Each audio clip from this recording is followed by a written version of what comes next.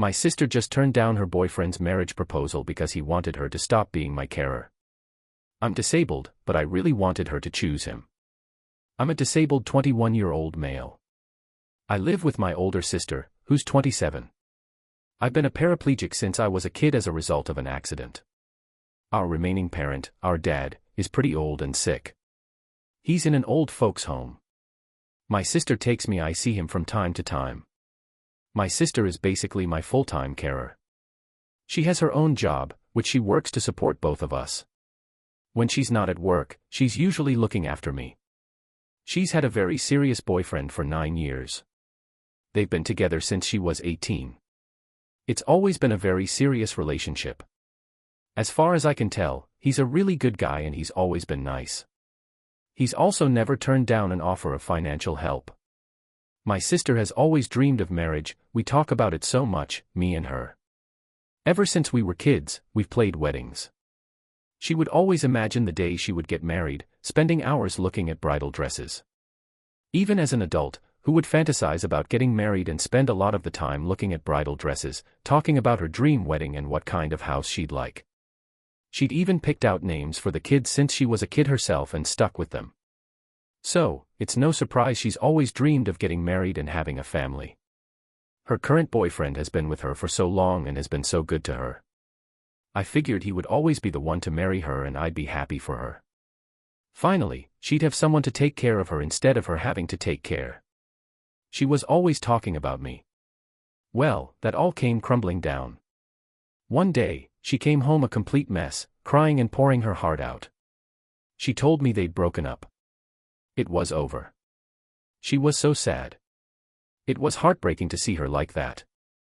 I felt so useless. I couldn't offer her anything but meaningless words. She wouldn't tell me why. I figured she just needed time. She didn't want to talk about it for a few days. She was still upset and crying a lot. I told her I'm her brother. I may be physically disabled, but my heart and mind still work perfectly. She can talk to me about anything, but only if she really wants to. She opened up about it, telling me her boyfriend had proposed to her. I told her that's excellent. Why did they break up? She had always wanted to get married and had been after waiting years for this. She told me they had talked about it and her boyfriend wanted her to move in with him. They would find a separate carer for me to look after. They would still see me occasionally, but I would not visit them, and my sister would no longer be my carer at all. My sister told me she couldn't accept that, and that was the offer on the table, as her boyfriend wanted it.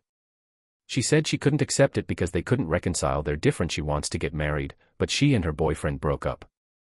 I told her she's crazy. She should have chosen her boyfriend.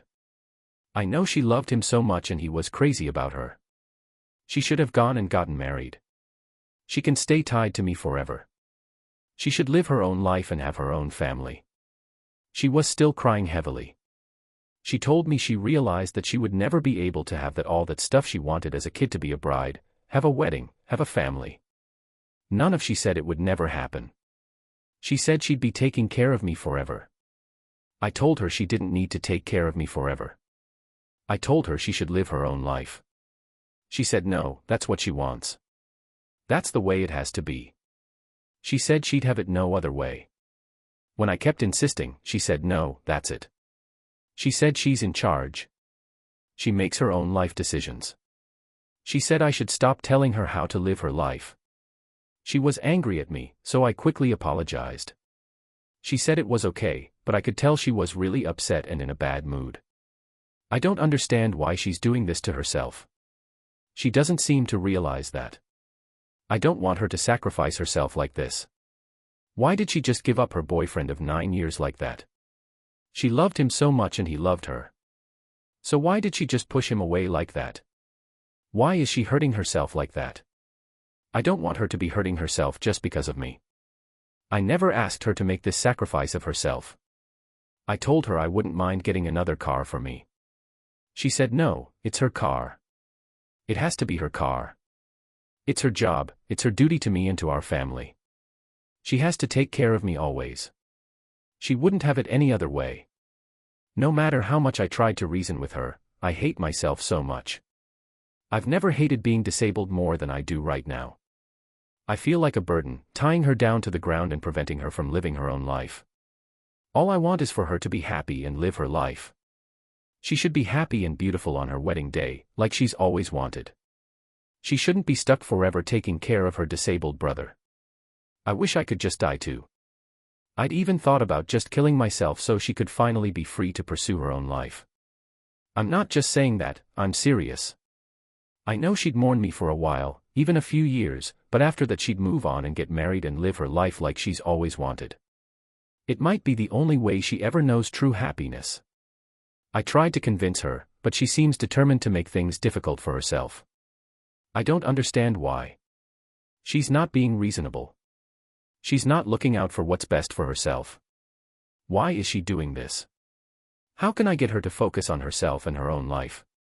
Please, guys, help me out. How can I talk some sense into her? How can I convince her to put her needs ahead of my own and to go focus on her life, mainly so she can live the life she's always wanted? Instead of being tied down to me, how can I get her to see this? Please help. I feel so desperate and sad for her. OP has replied. It's easy to find programs that provide care, but they come with added expenses. That's why my sister no longer has to be my care and can go and live her own life. She wasn't interested. She's stubborn and determined. She seems to have it stuck in her head that she has to be my carer permanently. I don't know why. Update: I'd like to thank everyone who posted kind and heartwarming comments. It was amazing of you. Thank you so much. I'm also feeling much better now. I understand things much clearer and have talked it over with my sister. I realize I was confused and in the heat of the moment. There was a lot of misunderstanding. I have talked it all over with my sister and we are both feeling much better and brighter now. We agree things may have turned out for the best. I now realize after my sister explained from my perspective, he wasn't the right match for her, even though they'd been together for so long. I guess the length of their relationship had given me a false impression. First, as my sister explained, he didn't say I couldn't visit at all, as I had thought she meant. He just couldn't visit whenever he wanted to. They'd set times and schedules for when I could visit to ensure I wasn't there all the time, interrupting and interfering. My sister didn't like this at all.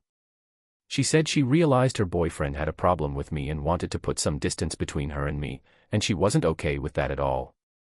I told her I thought she loved him. She said she thought she did too, but she knows her priorities in life and she is old enough and mature enough to decide what she wants from life and what her priorities are. She'd always wanted to get married and have children in a family. She told me she still does to a certain extent, but only if the conditions are right. She said that she was a different person when she was younger. Now that she's older, her ideals and priorities have changed. She said that if she does get married, it's basically like what one commenter described as a package deal. She wants me to be included in the family too. She said she'd have to live with them and be part of their family full-time. She added that if any potential husband couldn't accept that, then he could get lost. She didn't want him. That's basically what she thinks of her now, ex-boyfriend and her. She said she feels much more positive about her future now that he's gone. She said while she was with him, she was always unsure about what the future held in relation to her and me. But now that she's made up her mind. She knows she'll never let me go. I asked her what if this means that she'll never get married.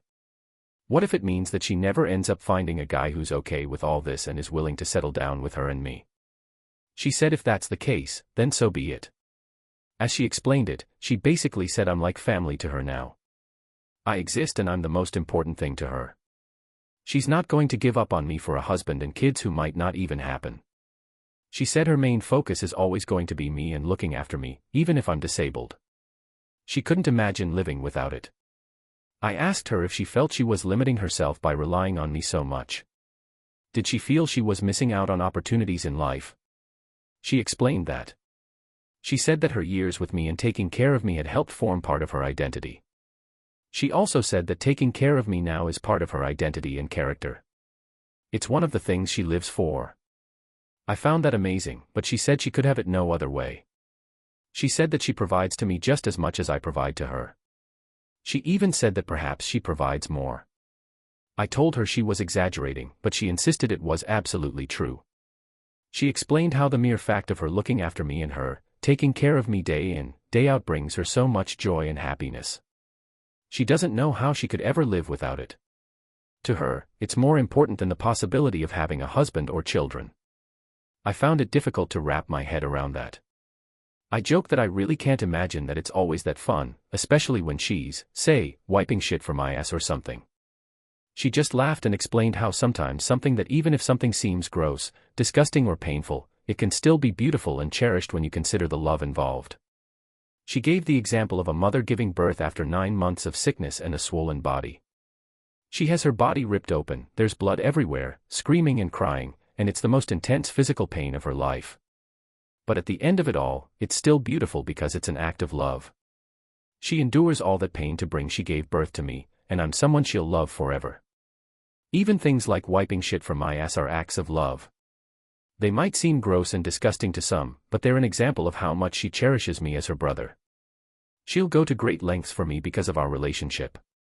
I think that's beautiful and true love. So now I have a completely new outlook on her.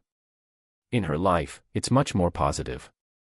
I no longer used to see myself as a burden or a chain. She helped me realize my own self-worth and value. I'm not just some disabled guy in a wheelchair that needs help. I'm a brother and I provide love, friendship and value to this amazing, beautiful, kind-hearted woman I am so proud to call my sister.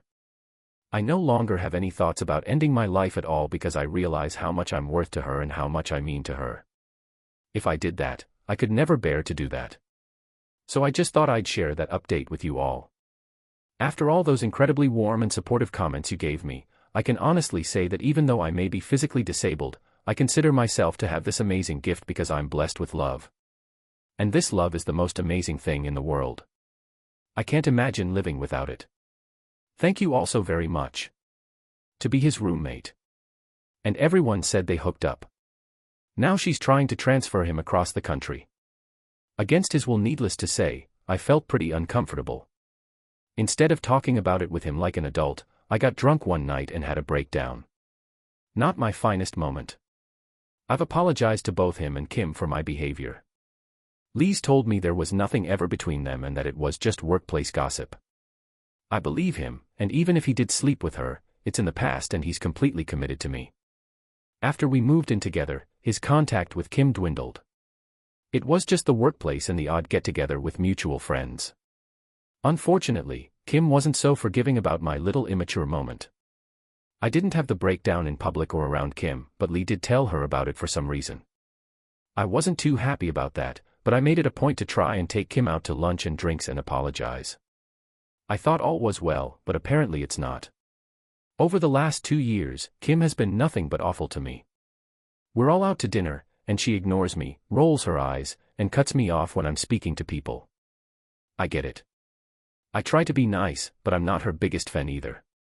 What has really set me off is that Kim is above Lee in management and is in charge of expansion. She has approached Lee multiple times about going to open a new branch of the company in A. The new branch is in a city that's a 3-hour flight from where we live. To open a new branch for this company, you have to live in that city for at least 2 years. She's put Lee's name in the running even though he's told her straight up that he doesn't want to go. I'm livid and surprisingly he is too. But he doesn't see it as a slight towards me. He just thinks she'd like someone with experience to open the new branch. The most experienced in the company to do it, so it could be that, but I don't know. I feel there's another motive as well, after all of this. Lee still wants me to try and be friends with her. I have told him that a friendship between us just isn't in the mix. I've tried everything to get her to like me, throwing her surprise birthday parties, moving her into a new apartment, while she went back to her home state for an emergency. I even bought her a tour at her favorite distillery, but it made no difference. I've had enough. I've told him that I don't want to stop his friendship with her, but I'd rather he doesn't talk about our relationship with her and that I'd rather not be in the same room with her or have dinner with her unless there isn't a big crowd where I can pretend she's not there. I can deal with her at birthday and holiday events, but besides I really don't want to be around her. He's obviously hurt that we can't seem to get along. He keeps trying to push me to be her friend. Apparently he still thinks that she needs more time to get to know me and see how sorry I was about a mistake I made 2 years ago that I've tried so hard to correct. So my question is, how do I get Lee to understand that Kim and I will never be friends and that I just don't want to be around her if I can help it? I'd like to comment on what Scooter McGooder said. How bad was the argument? Were you yelling, throwing things, or hitting? That may be why she's being so cold to you. I got mad and screamed at him, but she wasn't home. I didn't throw anything or hit anyone.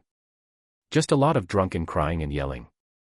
Update, it wasn't really popular, and I didn't really respond in the thread, but I did read all the responses. I appreciate the time people took to reply and give their advice. I also want to thank the people who messaged me and really helped me figure out the situation. So to start off, I talked to Lee to really get down to whether or not he did sleep with Kim. He swore again that it never happened and that he would have no reason to hide it if it did. I asked him if maybe Kim had a thing for him. I told him that I didn't want to be her friend because I didn't like the way she treated me. He wasn't aware of how bad it was, so I asked him to make an effort to be more aware when we're hanging out together. He's very aloof about a lot of things, which makes me glad I made the first move. A week goes by, and a couple of his colleagues from work want to go out to dinner. We agree, and when we show up, Kim is there. She hugs Lee, but then ignores me. I thought Lee missed it until he looked at me and gave me a raised eyebrow. Dinner goes on, and Kim is doing her usual thing of ignoring me, rolling her eyes when I talk or just rudely interrupting me. When she went to the bathroom, Lee turned to me and said, "I definitely saw it and I'm really sorry. It was really nice of you to tell me." As dinner was winding down, one of Lee's colleagues got up to make a toast. He went on and on about Lee being such a hard worker and how they're going to miss him when he moves to the new branch. I was shocked, so I just said what I thought without realizing I said it aloud. Lee was just as shocked and told them that he hadn't taken the job. Kim said he was one of the top 3 candidates to be let go. Lee was upset, so he went to get another drink, and I went with him. When he found out that Kim had put his name in the running, he went to the higher-ups and told them it was a mistake and that he wasn't interested. This means Kim must have found out and talked the bosses into putting his name back in the running. We ended up leaving early. I told him I'd support him if he wanted to go, but he's not keen. He now sees why I didn't want to be friends with her and why my assumptions about her were completely true. He went back to work on Monday and asked to be moved to a new department that's not under Kim. He went to HR about Kim overstepping her boundaries and is even thinking about finding a new job where I'm really happy that he finally saw what I saw and that he's completely done with Kim. I'm excited to see how losing her will help improve our relationship in the future. He promises to be more aware of how his friends treat me and to respect my wishes and not force a friendship on me if I don't want it. Comments where OP has replied, "Lost, sad, confused 11. It's important to take steps to protect yourself in case she lashes out. Make sure you lock down your social media and block her everywhere so she can't see what you're up to.